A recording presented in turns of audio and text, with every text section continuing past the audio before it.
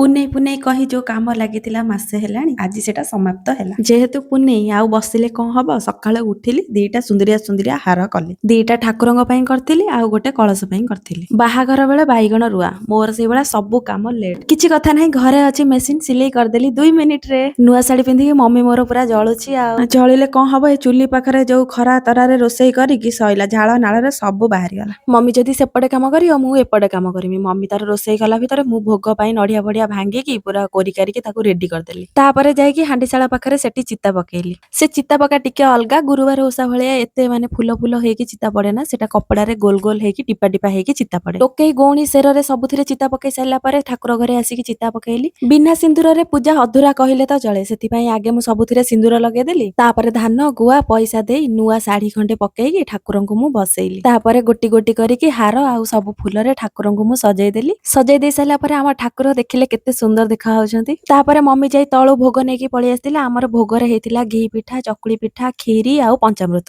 ଝୁଣା ଧୂପ ଦୀପ ଲଗେଇକି ମମି ତାପରେ ପୂଜା କଲା। ଏହି ପର୍ବଟି କେବଳ ଆମରି ଜାତିରେ ହୁଏ ଚୈତ୍ର ପୂର୍ଣ୍ଣିମା ଦିନ।